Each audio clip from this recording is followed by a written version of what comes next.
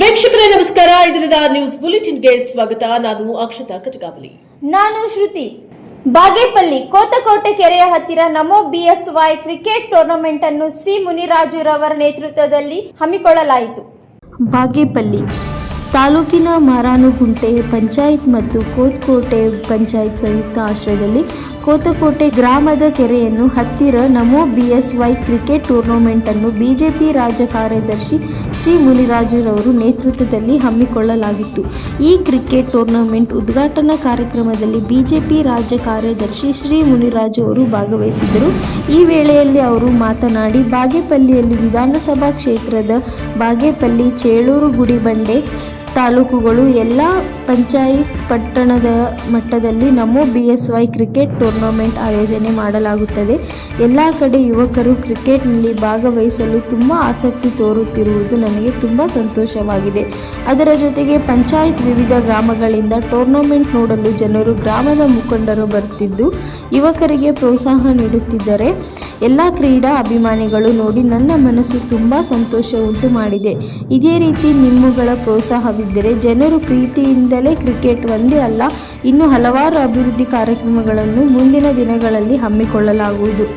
ಈ ಭಾಗದಲ್ಲಿ ಸ್ಥಳೀಯ ಸಮಸ್ಯೆಗಳ ಬಗ್ಗೆ ಹೋರಾಟ ಮಾಡಲು ನಿಮ್ಮ ಜೊತೆಗೆ ನಾನು ಇರುತ್ತೇನೆ. ಈ ದೇಶ ಕಟ್ಟುವ ಕೆಲಸವನ್ನು ಮಾಡಲು ಯುವಕರು ಮುಂದೆ ಬರಬೇಕು.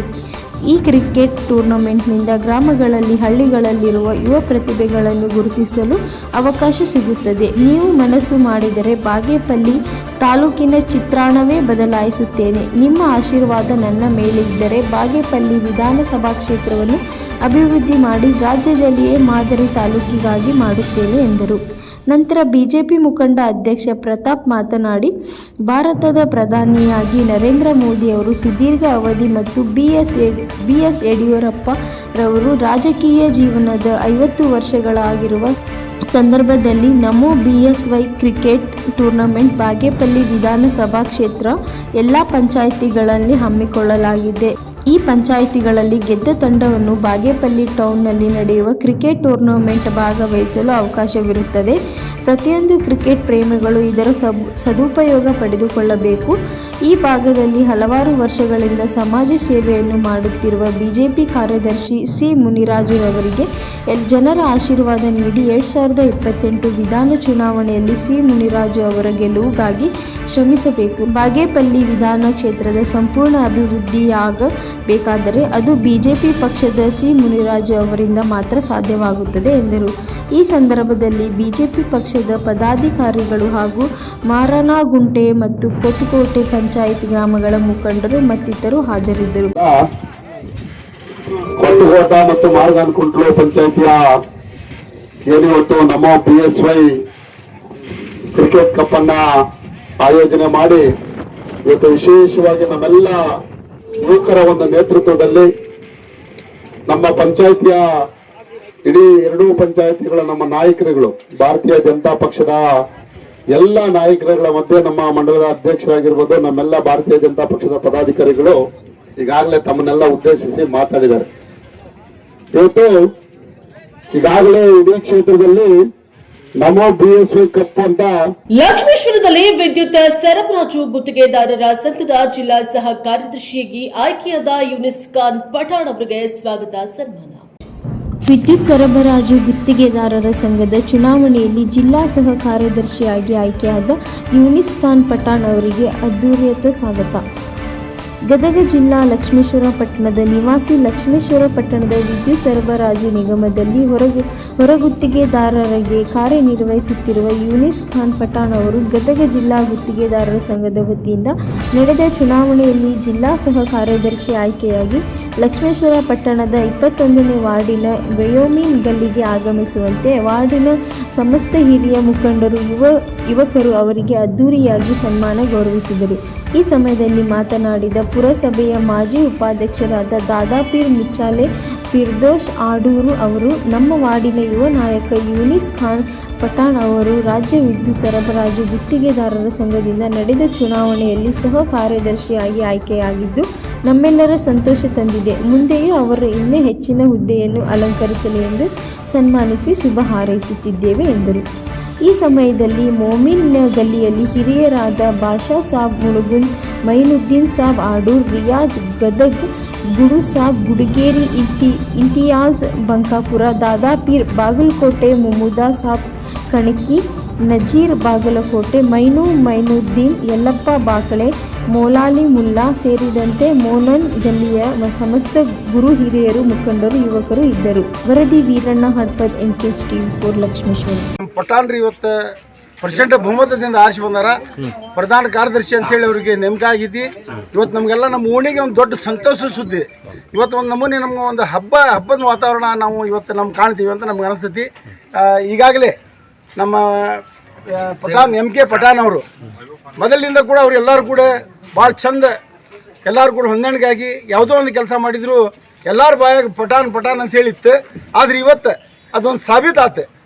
ಲಕ್ಷ್ಮೇಶ್ವರ ನಗರದಿಂದ ಗದಗ ಜಿಲ್ಲಾಗೆ ಹೋಗಿ ಇವತ್ತು ಅಲ್ಲಿ ಆಳ್ಕೆ ಆಗ್ಬೇಕಂದ್ರೆ ನನ್ನ ಸಣ್ಣ ಮಾಮೂಲಿ ಮಾತಲ್ಲ.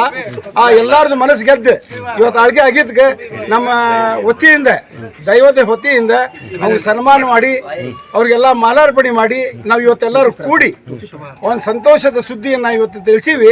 ಅದು ನಮ್ಗೆ ಭಾಳ ಸಂತೋಷ ಆಗಿತ್ತು ಅಂತ ಹೇಳಕ್ಕೆ ಬಯಸ್ತೀನಿ.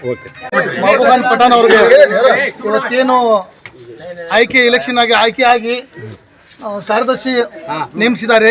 ಇವತ್ತು ನಮ್ಮ 21ನೇ ವಾರ್ಡ್ನಾಗ ನಮ್ಮ ಎಲ್ಲ ಹಿರಿಯರು ಮತ್ತು ಎಲ್ಲ ಯೂತ್ರು, ಎಲ್ಲ ನಮ್ಮ ಸ್ನೇಹಿತರು ಎಲ್ಲರೂ ಕೂಡಿ ನಾವು ಅವರು ಅಭಿನಂದನೆ ಹೇಳಿ ಹಾಗೆ ಮತ್ತು ನಾವು ಏನು ನಮಗೆ ಈಗ ನಮ್ಮ ಕಾಕರು ಹೇಳಿದ್ರು ಮುಚ್ಚಾಲಿಯವರು ಹಬ್ಬವನ್ನು ಆಚರಣೆ ಮಾಡ್ತಾರೆ. ನಾವು ಆ ಥರ ಆಚರಣೆ ಒಂದು ಹಬ್ಬವನ್ನು ಮಾಡ್ತಾರೆ.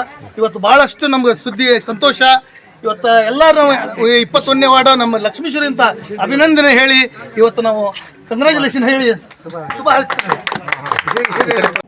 ಬೆಂಗಳೂರು ಕಾವೇರಿ ನೀರು ಹಂಚಿಕೆಯಲ್ಲಿ ರಾಜ್ಯದ ರೈತರ ಹಿತ ಕಾಪಾಡಲು ಬಸವರಾಜ ಬೊಮ್ಮಾಯಿ ಆಗ್ರಹ. ಕಾವೇರಿ ಕೊಳ್ಳದಲ್ಲಿನ ಉತ್ತಮ ಮಳೆಯಾಗಿರುವುದು ಕಾವೇರಿ ನೀರಿನ ಅಭಾವಕ್ಕೆ ನಿಸರ್ಗವೇ ನೀಡಿದ ಪರಿಹಾರವಾಗಿದೆ. ಆದರೆ ಇದು ತಾತ್ಕಾಲಿಕ ಶಮನವೇ ಹೊರತು ಶಾಶ್ವತ ಪರಿಹಾರವಲ್ಲ. ರಾಜ್ಯ ಸರ್ಕಾರ ತನ್ನ ಬಳಿ ಇರುವ ಸಮಗ್ರ ದತ್ತಾಂಶಗಳನ್ನು ಆಧಾರವಾಗಿ ಇಟ್ಟುಕೊಂಡು ಸುಪ್ರೀಂ ಕೋರ್ಟ್ನಲ್ಲಿ ಸರಿಯಾದ ವಾದ ಮಂಡಿಸಬೇಕು. ಇಲ್ಲವಾದಲ್ಲಿ ಕೋರ್ಟ್ನಿಂದ ಕಠಿಣ ಆದೇಶ ಬಂದರೆ ರಾಜ್ಯ ಸರ್ಕಾರ ಮತ್ತೆ ಸಂಕಷ್ಟಕ್ಕೆ ಸಿಲುಕಿದೆ ಎಂದು ಮಾಜಿ ಮುಖ್ಯಮಂತ್ರಿ ಹಾಗೂ ಸಂಸದ ಬಸವರಾಜ ಬೊಮ್ಮಾಯಿ ಎಚ್ಚರಿಸಿದರು. ಕಾವೇರಿ ನೀರು ಹಂಚಿಕೆ ಸಂಬಂಧಿಸಿದಂತೆ ಮುಖ್ಯಮಂತ್ರಿ DK ಶಿವಕುಮಾರ್ ನೇತೃತ್ವದಲ್ಲಿ ನಡೆದ ಸರ್ವಪಕ್ಷ ಸಭೆ ಬಳಿಕ ಮಾಧ್ಯಮಗಳೊಂದಿಗೆ ಮಾತನಾಡಿದ ಅವರು, ಇತ್ತೀಚೆಗೆ ವಯನಾಡು, ಕೊಡಗು, ಚಿಕ್ಕಮಗಳೂರು ಮತ್ತು ಸಕಲೇಶಪುರ ಭಾಗಗಳಲ್ಲಿ ಉತ್ತಮ ಮಳೆಯಾಗಿರುವುದು ಕಾವೇರಿ ನೀರಿನ ಅಭಾವಕ್ಕೆ ನಿಸರ್ಗವೇ ತಾತ್ಕಾಲಿಕ ನೀಡಿದ ಪರಿಹಾರವಾಗಿದೆ. ಆದರೆ ರಾಜ್ಯ ಸರ್ಕಾರ ಈ ವಿಷಯದಲ್ಲಿ ನಿರಾಳವಾಗಿ ಕೂರುವಂತಿಲ್ಲ. ವರ್ಷವಿಡೀ ರಾಜ್ಯಕ್ಕೆ ಕುಡಿಯುವ ನೀರು ಹಾಗೂ ರೈತರ ಕೃಷಿಗೆ ನೀರು ಪೂರೈಸುವುದು ಬಹುಮುಖ್ಯವಾದ ಸವಾಲಾಗಿದೆ ಎಂದರು.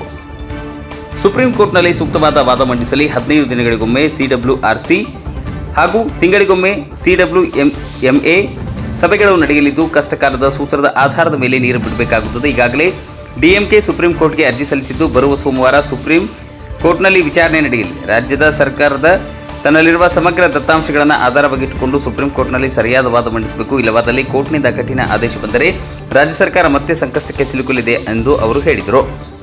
ಸರ್ಕಾರದ ಸಾಧನೆಯೆಲ್ಲ ನೀರು ಬಿಡುವ ಪ್ರಮಾಣದಲ್ಲಿ 9,500 ಕ್ಯೂಸೆಕ್ನಿಂದ 3,000 ಕ್ಯೂಸೆಕ್ಗೆ ಇಳಿಸಿರುವುದನ್ನೇ ಸರ್ಕಾರದ ದೊಡ್ಡ ಸಾಧನೆ ಎಂದು ಬಿಂಬಿಸಿಕೊಳ್ಳುತ್ತಿರುವುದಕ್ಕೆ ಬೊಮ್ಮಾಯಿ ಆಕ್ಷೇಪ ವ್ಯಕ್ತಪಡಿಸಿದರು.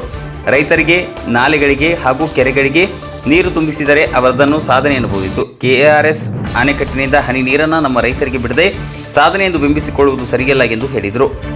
KRSನಿಂದ ನೀರು ಬಿಡಬೇಡಿ, ಸರ್ಕಾರಕ್ಕೆ ಏನು ಸಲಹೆ ನೀಡಿದ್ದೀರಿ ಎಂದು ಕೇಳಿದ ಪ್ರಶ್ನೆಗೆ ಪ್ರತಿಕ್ರಿಯಿಸಿದ ಅವರು, ಇದು ತಾತ್ಕಾಲಿಕ ಶಮನ, ಆದರೆ ಸಮಾಧಾನಕ್ಕೆ ಸರ್ಕಾರ ಸುಮ್ಮನೆ ಕೂತ್ಕೊಳ್ಬಾರದು. ನಿರಂತರವಾಗಿ ಪರಿಸ್ಥಿತಿಯನ್ನು ಮೇಲ್ವಿಚಾರಣೆ ಮಾಡಬೇಕು ಮತ್ತು ನಮ್ಮ ಕುಡಿಯುವ ನೀರು ಹಾಗೂ ಬೆಳೆಗಳಿಗೆ ಅಗತ್ಯವಿರುವ ನೀರಿನ ಹಿತಾಸಕ್ತಿಯನ್ನು ಕಾಯ್ದುಕೊಳ್ಳುವುದನ್ನು ಖಚಿತಪಡಿಸಿಕೊಳ್ಳಬೇಕು. ಅದಕ್ಕೆ ಮೊದಲ ಆದ್ಯತೆ ನೀಡಬೇಕು. ಹೆಚ್ಚುವರಿ ನೀರು ಹೋಗುವುದು ಹೋಗಲಿ. KRSಗೆ ಈಗ ಒಳಹರಿವು ಹೆಚ್ಚಾಗಿದೆ. ಅದು ಎಲ್ಲಿಯವರೆಗೆ ತುಂಬುವುದಿಲ್ಲವೋ ಅಲ್ಲಿಯವರೆಗೆ ಅಲ್ಲಿಂದ ನೀರು ಬಿಡಬೇಡಿ. ನಮ್ಮ ರೈತರಿಗೆ, ಕೆನಾಲ್ಗೆ, ಕೆರೆಗಳಿಗೆ ನೀರು ಬಿಡಿ, ಕುಡಿಯುವ ನೀರಿಗೆ ನೀರು ಬಿಡಿ ಅಂತ ಹೇಳಿದ್ದೇವೆ ಎಂದು ಈ ಸಂದರ್ಭದಲ್ಲಿ ಬಿಜೆಪಿ ರಾಜ್ಯಾಧ್ಯಕ್ಷ BY ವಿಜಯೇಂದ್ರ, ವಿಧಾನ ಪರಿಷತ್ನ ಪ್ರತಿಪಕ್ಷದ ನಾಯಕ ಛಲವಾದಿ ನಾರಾಯಣಸ್ವಾಮಿ, ಸಂಸದ ಗೋವಿಂದ ಕಾರಜೋಳ ಉಪಸ್ಥಿತರಿದ್ದರು. But you should not rest on this laurels of this relief. They should continue to monitor it and see that our interest of drinking water and water for our crops should be maintained. That is highest priority. ನಾವು ವಿಶೇಷವಾಗಿ KRSನಿಂದ ನೀರು ಬಿಡುವ ಹೆಚ್ಚುವರಿ ಹೋಗಲಿ. ಆದರೆ KRSಗೆ ಈಗ ಒಳಹರಿವು ಹೆಚ್ಚಾಗಿದೆ. ಅದು ಸಂಪೂರ್ಣ ತುಂಬ ಮಟ್ಟ ಎಲ್ಲಿವರೆಗೂ ತುಂಬೋದಿಲ್ಲ ಅಲ್ಲಿವರೆಗೂ ಅಲ್ಲಿಂದ ನೀರು ಬಿಡಬೇಡಿ. ನಮ್ಮ ರೈತರಿಗೆ, ಕೆನಾಲ್ಗೆ, ಕೆರೆಗಳಿಗೆ ನೀರು ಬಿಡಿ, ಕುಡಿಯೋ ನೀರಿಗೆ ನೀರು ಬಿಡಿ ಅಂತ ಹೇಳಿ. internal politics. We are not doing. They are seeing this We are. Karnataka No, I am telling you, we are not interested in internal politics. We are not doing. We want to secure our interest, our drinking water interest, and our farmers' interest. We are not bothered what's happening in Tamil Nadu politics. That's their problem. And we are not here on the ticket of any political party. We are here to all parties in Karnataka are united to fight the drought situation in the state as well as in Kaveri Delta. That's why the situation has arisen. And we have hardly got any water for drinking water. And they are asking for the crop. This is a problem whenever there is a shortfall of rainfall. This issue is there. Therefore, they should not find any political reason. Whenever there is shortfall, this issue has come. And when the shortfall has come for last so many years, when the Tamil Nadu government, the present Tamil Nadu government party was not there. So it is not the right thing. Anyhow, it is their problem. You've done a We lot are- of work when it comes to Kaveri. In terms of a drought situation like this, do you need ಇವತ್ತು ಬಹಳ ಮಹತ್ವದ ಒಂದು ಸರ್ವ ಪಕ್ಷದ ಒಂದು ಸಭೆ ಮುಖ್ಯಮಂತ್ರಿಗಳು ಕರೆದಿದ್ರು ಕಾವೇರಿ ವಿಚಾರದಲ್ಲಿ. ನಿನ್ನೆ ಮೊನ್ನೆ ಬಹಳ ಒಳ್ಳೆ ರೀತಿಯಲ್ಲಿ ವಯನಾಡಿನಲ್ಲಿ, ಕೂರ್ಗಲ್ಲಿ ಮತ್ತು ಚಿಕ್ಕಮಗಳೂರು, ಸಕಲೇಶ್ವರ ಭಾಗದಲ್ಲಿ ಮಳೆ ಆಗಿದ್ದರಿಂದ ಬಹಳಷ್ಟು ಸಮಸ್ಯೆ ವರ್ಣದೇವ ಮತ್ತು ನಿಸರ್ಗ ಪರಿಹಾರ ಮಾಡಿದೆ. ಆದರೆ ನಾವು ಸರ್ಕಾರಕ್ಕೆ ಹೇಳಿದ್ದೇವೆ, ಇದು ತಾತ್ಕಾಲಿಕವಾಗಿರುವಂಥದ್ದು. ಇಡೀ ವರ್ಷ ಕುಡಿಯೋ ನೀರಿನ ಮತ್ತು ನಮ್ಮ ರೈತರಿಗೆ ನೀರು ಕೊಡುವಂಥ ಒಂದು ವಿಚಾರ ಬಹಳ ಮುಖ್ಯವಾಗಿದೆ. ಇದು ಟೆಂಪ್ರರಿ ಸೊಲ್ಯೂಷನ್. ಇದ್ರ ಮೇಲೆ ನೀವು ಆರಾಮಾಗಿ ಕೂತ್ಕೊಳ್ಳುವಂಥ ಅವಶ್ಯಕತೆ ಇಲ್ಲ. ಯಾಕಂದರೆ ಎವ್ರಿ 15 ದಿವಸಕ್ಕೊಮ್ಮೆ CWRC ಮೀಟಿಂಗ್ ಆಗುತ್ತೆ, ತಿಂಗಳಿಗೊಮ್ಮೆ CWMA ಮೀಟಿಂಗ್ ಆಗುತ್ತೆ. ಡಿಸ್ಟ್ರೆಸ್ ಫಾರ್ಮುಲಾ ಪ್ರೋ ರೇಟಾ ಅಂತ ಇರೋದ್ರಿಂದ ತಿಂಗಳು ನಾವು ಬಿಡಬೇಕಾಗುತ್ತೆ. 9.5 TMC ನೀರನ್ನು ಕೂಡಲೇ ಬಿಡಬೇಕನ್ನುವಂಥ ಒತ್ತಡವೂ ಕೂಡ ಇದೆ. ಈ ನಿಟ್ಟಿನಲ್ಲಿ DMK ಈಗಾಗಲೇ ಸುಪ್ರೀಂ ಕೋರ್ಟ್ಗೆ ಏರಿದೆ. ಸುಪ್ರೀಂ ಕೋರ್ಟ್ಗೆ ಹೋಗಿರುವಂಥ ಸಂದರ್ಭದಲ್ಲಿ ರಾಜ್ಯ ಸರ್ಕಾರ ಅದಕ್ಕೆ ಸಮರ್ಪಕವಾದ ಉತ್ತರ ಕೊಡಬೇಕು ಅಂತ ಕೊಟ್ಟಿಲ್ಲ. ಆದರೆ ಮೇಕೆದಾಟನ್ನ ನಾವೆಲ್ಲ ಒಟ್ಟಿಗೆ ಸೇರಿ ಮಾಡಬೇಕಂತ ಹೇಳಿದ್ದಾರೆ. ಅದಕ್ಕೆ ತಾತ್ವಿಕವಾಗಿ ನಮ್ಮದು ಕೂಡ ಒಪ್ಪಿಗೆ ಇದೆ. ಹಲವಾರು ವಿಚಾರದಲ್ಲಿ ರಾಜ್ಯದ ಹಿತದೃಷ್ಟಿಯಿಂದ ನಾವೆಲ್ಲ ಒಪ್ಪಿಗೆಯನ್ನು ಕೊಟ್ಟಿದ್ದೇವೆ. ಆದರೆ ರೈತರ ವಿಚಾರದಲ್ಲಿ, ಜನಸಾಮಾನ್ಯರ ಕುಡಿಯೋ ವಿಚಾರದಲ್ಲಿ ನಾವು ಈ ಸರ್ಕಾರಕ್ಕೆ ಎಚ್ಚರಿಕೆಯನ್ನು ಕೊಟ್ಟಿದ್ದೇವೆ. ನಿರ್ವಹಣೆಯನ್ನು ಸರಿಯಾಗಿ ಮಾಡಬೇಕು. ಇಲ್ಲದೇ ಇದ್ದರೆ ಈ ಭಾಗದ ಜನ ನಿಮ್ಮನ್ನು ಶಪಿಸೋದು ಬಿಡೋದಿಲ್ಲ ಅನ್ನುವಂಥ ಮಾತನ್ನು ಬಹಳ ಸ್ಪಷ್ಟವಾಗಿ ನಾವು ಹೇಳ್ತೀವಿ. The government that they should not rest on the temporary relief by the nature which has been given, and the entire year water management is important. More so to secure the drinking water of Mandya, Mysore villages as well as Bangalore city. And Bangalore is ever expanding, the demand is more. So in the summer there will be a crisis, so they should take extra precaution regarding the drinking water. And secondly, they have to take care of the standing crops in Kaveri Delta. Tamil Nadu is asking for their crops. We are asking for the drinking water. Therefore, our standing crop also should be secured, and that is the duty of the government. Secondly, we have said that the distress formula which is there, which is not in the realistic term, it is only a pro rata system, that has to be re-looked into. And the third one is the Mekedatu. Government of India has been very positive about that. Even CM has agreed that first time central government has come out with categorically their opinion, and it has helped us a lot. Therefore, we are with him in case of Mekedatu. But water management, they have failed, both in entire Karnataka, northern Karnataka, also in south Karnataka, and now they have to take precaution. Otherwise, during summer there will be severe drinking water, and CWMA meets once in a month, and there are directions during January, February also, so they should take care of it. And the more important, DMK has filed a petition in Supreme Court, and they have to answer it in a very apt way, and we ask them, the legal team, to take care of it and see that there is no damage, further damage done to the interest of the Karnataka. ಬೆಂಗಳೂರಿನಲ್ಲಿ ಕಾವೇರಿ ಹೋರಾಟದ ಐತಿಹಾಸಿಕ ನೆನಪು. ಜಯಲಲಿತಾ ಉಪವಾಸ, ರಾತ್ರೋರಾತ್ರಿ ಕರ್ನಾಟಕಕ್ಕೆ ಬಂದಿದ್ದ ಕೇಂದ್ರ ಸಚಿವ VC ಶುಕ್ಲಾ.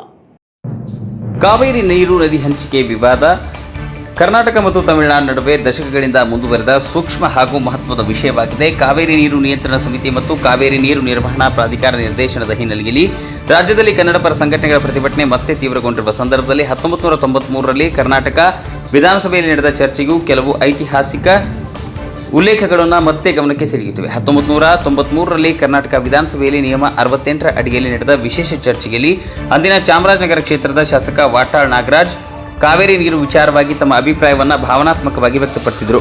ಕಾವೇರಿ ನೀರು ವಿವಾದ ಸಂದರ್ಭದಲ್ಲಿ ಕರ್ನಾಟಕದ ವಿರುದ್ಧ ವಿವಿಧ ಹಂತಗಳಲ್ಲಿ ಪಿತೂರಿ ನಡೆದಿವೆ ಎಂಬ ಅನುಮಾನ ಅವರು ಸದನದಲ್ಲಿ ಪ್ರಸ್ತಾಪಿಸಿದರು.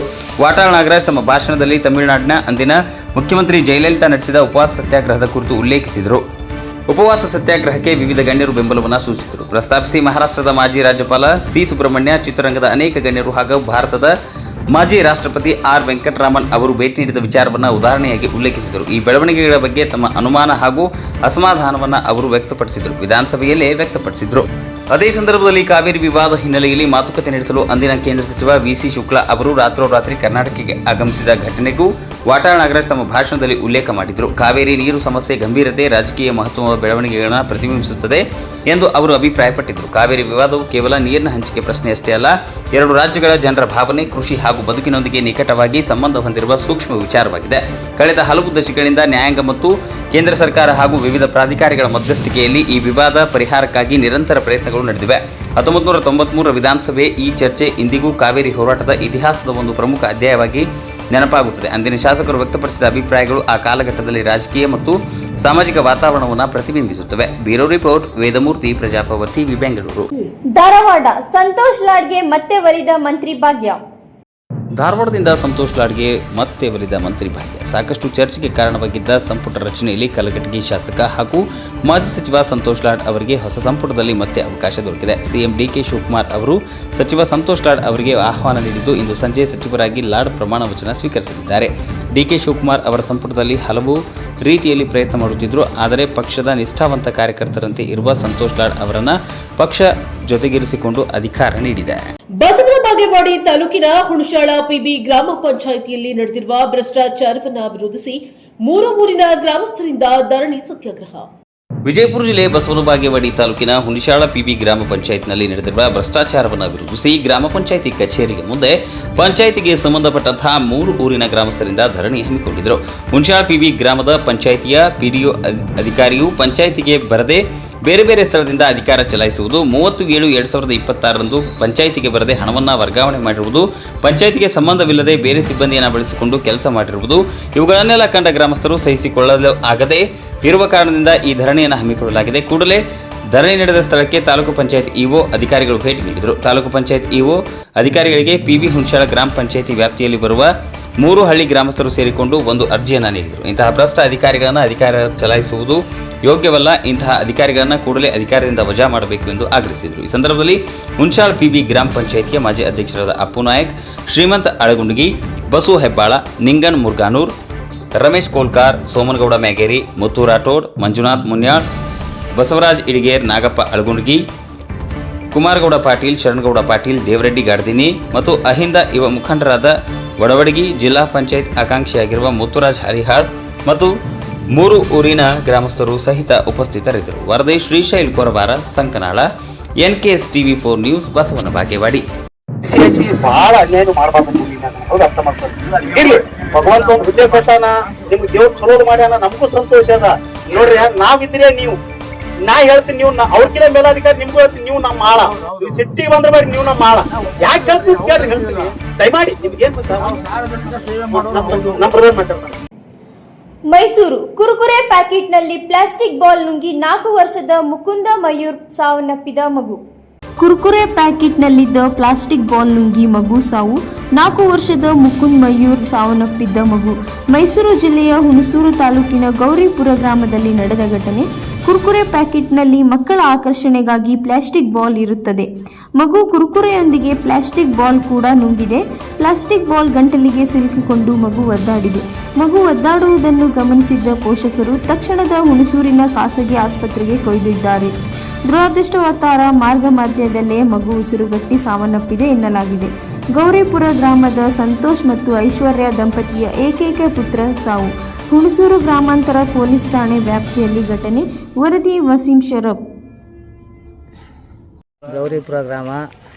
ನನ್ನ ಮಗನಾದ ಸಂತೋಷ್ ಅನ್ನೋ ನಮ್ಮ ಮಗ ಮಯೂರು, ಮುಕುಂದ ಮಯೂರ್ ಅಂತೇಳಿ ನನ್ನ ಮೊಮ್ಮಗ ಕುರುಕುರೆ ಪ್ಯಾಕೆಟನ್ನು ಮಕ್ಕಳ ಜೊತೆ ಹೋಗಿ ತಗೊಂಡು ತಿನ್ನುವಾಗ ಅದರಲ್ಲಿ ಪ್ಲ್ಯಾಸ್ಟಿಕ್ ಬಾಲ್ ಇದ್ದು ಅದನ್ನು ಸೇವಿಸುವಾಗ ಅವನ ಗಂಟಲಲ್ಲಿ ಸಿಕ್ಕೊಂಡು ಸಾವನ್ನಪ್ಪಿರುತ್ತಾನೆ. ಹಾಸ್ಪಿಟ್ಲಿಗೆ ಹೋಗೋಕ್ಕಿಂತ ಮುಂಚೆ ಸಾವನ್ನು ಒಪ್ಪಿರುತ್ತಾನೆ. ಇನ್ನು ಮುಂದೆ ಯಾವುದೇ ಜನಗಳು ಮಕ್ಕಳುಗಳಿಗೆ ಕುರುಕುರೆ ಪ್ಯಾಕೆಟ್ ಕೊಡಿಸುವಾಗ ಎಚ್ಚರ ಇರಲಿ. ಗೌರಿಪುರ ಗ್ರಾಮ. ನನ್ನ ಮೊಮ್ಮಗ ಮುಕುಂದ ಮಯೂರ್ ಅಂತೇಳಿ ಕುರುಕುರೆ ಪ್ಯಾಕೆಟನ್ನು ತೆಗೆದುಕೊಟ್ಟಿರ್ತಾರೆ. ಅದರಲ್ಲಿ ಗಿಫ್ಟ್ ಅಂತ ಹಾಕಿ ಉಂಗುರಗಳು ಮತ್ತು ಬಾಲ್ಗಳು ಇಂಥದ್ದೆಲ್ಲ ಹಾಕಿರ್ತಾರೆ ಪ್ಯಾಕೆಟ್ ಒಳಗಡೆ. ಅದು ತಿನ್ನುವಾಗ ಆ ಬಾಲನ್ನ ಬಾಯಿನಲ್ಲಿ ಹಾಕೊಂಡಾಗ ಅದು ಗಂಟಲ್ಲಿ ಸಿಗಾಕೊಂಡು ಆಸ್ಪತ್ರೆಗೆ ಕರ್ಕೊಂಡು ಹೋಗುವಾಗ ಅವನು ಸಾವನ್ನಪ್ಪಿರ್ತಾನೆ. ಇನ್ನು ಮುಂದೆ ಮಕ್ಕಳುಗಳಿಗೆ ಕುರುಕುರೆ ಪ್ಯಾಕೆಟನ್ನು ಕೊಡುವಾಗ ಎಚ್ಚರದಿಂದ ಜನಗಳು ಜಾಗೃತಿ ಇರಬೇಕು. ಕುಕ್ಕೆ ಸುಬ್ರಹ್ಮಣ್ಯದಲ್ಲಿ ಕಸ್ತೂರಿ ರಂಗನ್ ಮನವಿ ವಿರುದ್ಧ ಮತ್ತೆ ಹೋರಾಟಕ್ಕೆ ಮಲೆನಾಡು ಜನಹಿತ ರಕ್ಷಣಾ ವೇದಿಕೆ ಸಜ್ಜು. ಪರಿಸರ ಸಂರಕ್ಷಣೆ ಹೆಸರಿನಲ್ಲಿ ಮಲೆನಾಡಿನ ರೈತರು ಹಾಗೂ ಗ್ರಾಮೀಣ ಜನರಿಗೆ ತೊಂದರೆಯಾಗಬಹುದಾದ ಯೋಜನೆಗಳ ವಿರುದ್ಧ ಹಲವು ವರ್ಷಗಳಿಂದ ಹೋರಾಟ ನಡೆಸಿಕೊಂಡು ಬರುತ್ತಿರುವ ಮಲೆನಾಡು ಜನಹಿತ ರಕ್ಷಣಾ ವೇದಿಕೆ ಇದೀಗ ಮತ್ತೊಮ್ಮೆ ಕಸ್ತೂರಿ ರಂಗನ್ ವರದಿ ಅನುಷ್ಠಾನದ ವಿರುದ್ಧ ಹೋರಾಟವನ್ನು ತೀವ್ರಗೊಳಿಸಲು ನಿರ್ಧರಿಸಿದೆ. ಕುಕ್ಕೆ ಸುಬ್ರಹ್ಮಣ್ಯದ ಪ್ರೆಸ್ ಕ್ಲಬ್ನಲ್ಲಿ ಆಗಸ್ಟ್ 2ರಂದು ನಡೆದ ಪತ್ರಿಕಾಗೋಷ್ಠಿಯಲ್ಲಿ ಮಾತನಾಡಿದ ಅವರು, ಕಿಶೋರ್ ಶಿರಾಡಿ ಅವರು ಮಾತನಾಡಿ, ಕಸ್ತೂರಿ ರಂಗನ್ ವರದಿ ಜಾರಿಯಿಂದ ಮಲೆನಾಡಿನ ಗ್ರಾಮೀಣ ಪ್ರದೇಶಗಳ ರೈತರು ಹಾಗೂ ಜನಸಾಮಾನ್ಯರಿಗೆ ಹಲವು ರೀತಿಯ ಸಮಸ್ಯೆಗಳು ಎದುರಾಗುವ ಸಾಧ್ಯತೆ ಇದೆ ಎಂದು ಆತಂಕ ವ್ಯಕ್ತಪಡಿಸಿದರು. ಪರಿಸರ ಸಂರಕ್ಷಣೆಯ ನೆಪದಲ್ಲಿ ರೈತರಿಗೆ ಸಮಸ್ಯೆಯಾಗುವ ಯೋಜನೆಗಳ ವಿರುದ್ಧ ವೇದಿಕೆ ಪಕ್ಷಾತೀತ, ಜಾತ್ಯತೀತ ಹಾಗೂ ಕಾನೂನಾತ್ಮಕ ಹೋರಾಟ ನಡೆಸಿಕೊಂಡು ಬಂದಿದೆ. ಪುಷ್ಪಗಿರಿ ವನ್ಯಧಾಮಕ್ಕೆ ದಕ್ಷಿಣ ಜಿಲ್ಲೆಯ 48 ಗ್ರಾಮಗಳನ್ನು ಸೇರಿಸುವ ಪ್ರಸ್ತಾವನೆ ಬಂದ ಸಂದರ್ಭದಲ್ಲಿ ಸಂಘಟನೆ ನಡೆಸಿದ ಹೋರಾಟದ ಪರಿಣಾಮವಾಗಿ ಆ ಪ್ರಕ್ರಿಯೆಯನ್ನು ತಡೆಹಿಡಿಯುವಲ್ಲಿ ಯಶಸ್ವಿಯಾಗಿದ್ದೇವೆ ಎಂದು ವೇದಿಕೆ ಮುಖಂಡರು ತಿಳಿಸಿದರು. ಅದೇ ರೀತಿ ಕಸ್ತೂರಿ ರಂಗನ್ ವರದಿ ಅಧಿಕಾರಿಗಳ ಮಟ್ಟದಲ್ಲಿ ಅಭಿಪ್ರಾಯ ಸಂಗ್ರಹಿಸುವ ಸಂದರ್ಭದಲ್ಲಿ ವಿರೋಧ ವ್ಯಕ್ತಪಡಿಸುವ ಪರಿಣಾಮ ವಿಶೇಷ ಗ್ರಾಮಸಭೆ ನಡೆಸಲು ಮುಂದಾಗಿತ್ತು. ಬಳಿಕ ಹುಲಿ ಸಂರಕ್ಷಿತ ಪ್ರದೇಶ, ಯುನೆಸ್ಕೋ ಗ್ರೇಟರ್ ತಲಕಾವೇರಿ ಪ್ರದೇಶ, ಆನೆ ಕಾರಿಡಾರ್, ಮೆಡಿಸಿನಲ್ ಪ್ಲಾಂಟೇಷನ್, ಮಾಧವ ಗಾಂಡ್ಗಿಳ ವರದಿ, ಕಸ್ತೂರಿ ರಂಗನ್ ವರದಿ ಹಾಗೂ ಜೀವ ವೈವಿಧ್ಯ ರಕ್ಷಣೆಯಂಥ ವಿವಿಧ ಯೋಜನೆಗಳ ವಿಚಾರದಲ್ಲಿ ರೈತರ ಹಿತದೃಷ್ಟಿಯಿಂದ ಹೋರಾಟ ನಡೆಸಲಾಗುವುದು ಎಂದು ಮುಖಂಡರು ಹೇಳಿದರು. ಕೇಂದ್ರ ಪರಿಸರ ಇಲಾಖೆ ಕಸ್ತೂರಿ ರಂಗನ್ ವರದಿ ಅನುಷ್ಠಾನಕ್ಕೆ ಸಂಬಂಧಿಸಿದಂತೆ ರಾಜ್ಯ ಸರ್ಕಾರದ ಅಭಿಪ್ರಾಯವನ್ನು ಹಲವು ಬಾರಿ ಕೇಳಿದೆ. ಈ ಸಂದರ್ಭದಲ್ಲಿ ರಾಜ್ಯ ಸರ್ಕಾರ ಪಕ್ಷಾತೀತವಾಗಿ ಕಸ್ತೂರಿ ರಂಗನ್ ವರದಿ ಅನುಷ್ಠಾನ ಬೇಡ ಎಂಬ ನಿಲುವನ್ನು ವ್ಯಕ್ತಪಡಿಸಿದೆ. ಆದರೂ ಕೇಂದ್ರ ಪರಿಸರ ಇಲಾಖೆ ಸಂಬಂಧ ಅಧಿಸೂಚನೆಗಳನ್ನು ಹೊರಡಿಸುತ್ತಿರುವುದು ಆತಂಕಕ್ಕೆ ಕಾರಣವಾಗಿದೆ. ಇದೀಗ ಕೇಂದ್ರ ಸರ್ಕಾರ ಹೊರಡಿಸಿರುವ 7ನೇ ಅಧಿಸೂಚನೆಯಲ್ಲಿಯೂ ಮಲೆನಾಡಿನ ಗ್ರಾಮೀಣ ಪ್ರದೇಶಗಳ ಜನಜೀವನ ಹಾಗೂ ಮೂಲಭೂತ ಸೌಕರ್ಯಗಳಿಗೆ ಸಂಬಂಧಿಸಿದಂತೆ ಹಲವು ನಿರ್ಬಂಧಗಳು ಬರುವ ಸಾಧ್ಯತೆ ಇದೆ ಎಂದು ವೇದಿಕೆ ಆರೋಪಿಸಿದೆ. ಕೃಷಿ ಚಟುವಟಿಕೆ ಹಾಗೂ ರಾಸಾಯನಿಕ ಗೊಬ್ಬರ ಬಳಕೆ, ರಸ್ತೆ ಅಭಿವೃದ್ಧಿ ಹಾಗೂ ಇತರೆ ಮೂಲಭೂತ ಸೌಕರ್ಯಗಳ ಮೇಲೆ ಪರಿಣಾಮ ಬೀರುವ ಸಾಧ್ಯತೆ ಇದೆ ಎಂದು ಮುಖಂಡರು ಆತಂಕ ವ್ಯಕ್ತಪಡಿಸಿದರು. ಪತ್ರಿಕಾಗೋಷ್ಠಿಯಲ್ಲಿ ಮಲೆನಾಡು ಜನಹಿತ ರಕ್ಷಣಾ ವೇದಿಕೆ ಸಂಚಾಲಕ ಕಿಶೋರ್ ಶಿರಾಡಿ, ಜಿಲ್ಲಾ ಸಂಘಟನಾ ಕಾರ್ಯದರ್ಶಿ ಮಿಲನ್ ಬಾಳಿಕಳ, ಜಿಲ್ಲಾ ಪ್ರಮುಖರಾದ ಜಯಪ್ರಕಾಶ್ ಕೂಜುಗೂಡು, ದಾಮೋದರ್ ಗುಂಡ್ಯ ಹಾಗೂ ಅಶೋಕ್ ಕುಮಾರ್ ಮೂಲೆ ಮಂಜುಳು ಉಪಸ್ಥಿತರಿದ್ದರು. ವರದಿ ನಾಗೇಶ್ ಮಡಿವಾಳ, ಬಲ್ಪಕುಕ್ಕೆ ಸುಬ್ರಹ್ಮಣ್ಯ. ನಿಜವಾದ ಪರಿಸರ ಪ್ರೇಮಿಗಳಂದ್ರೆ ಅದನ್ನು ತಡಿಬೇಕು. ಆದ್ದರಿಂದ ನಾವು ಯಾರು ಪರಿಸರ ಪರವಾಗಿ ಇದ್ದಾರೆ, ನಾವು ಕೂಡ ಪರಿಸರವಾಗಿ ನಾವು ಎತ್ತಿನ ಹೋರಾಟ ಇರ್ಬೋದು, ಜಲವಿದ್ಯುತ್ ಯೋಜನೆ ಹೋರಾಟ ಎಲ್ಲದರಲ್ಲಿ ಭಾಗವಹಿಸಿದಂತ ಸಂಘಟನೆ ಇದೆ. ಆದ್ದರಿಂದ ರೈತರಿಗೆ ತೊಂದರೆ ಆಗುವಂತ ಯಾವುದೇ ವಿಷಯವನ್ನು ನಮ್ಮ ಈ ಸಂಘಟನೆ ಗಟ್ಟಿಯಾಗಿ ನಿಲ್ಲುತ್ತದೆ. ಜೊತೆಗೆ ಈ ಮುಂದಿನ ದಿನದಲ್ಲಿ ನಾವು ಈ ಹೋರಾಟವನ್ನು ರೈತ ರಕ್ಷಣಾ ಚಳವಳಿ ಅಂತ ಘೋಷಣೆ ಮುಖಾಂತರ ಮುಂದುವರಿಸಿದ್ದಾರೆ. ಆದ್ದರಿಂದ ಜಿಲ್ಲಾಡಳಿತ ಇದಾಗಿತ್ತು ಇದರಿಂದ ನ್ಯೂಸ್ ಬುಲೆಟಿನ್. ನಿರಂತರ ಸುದ್ದಿಗಾಗಿ ನೋಡ್ತಾ ಇರಿ NKS TV4. ಇದು ನಿರಂತರ ಕಾರ್ಯಪಡೆ.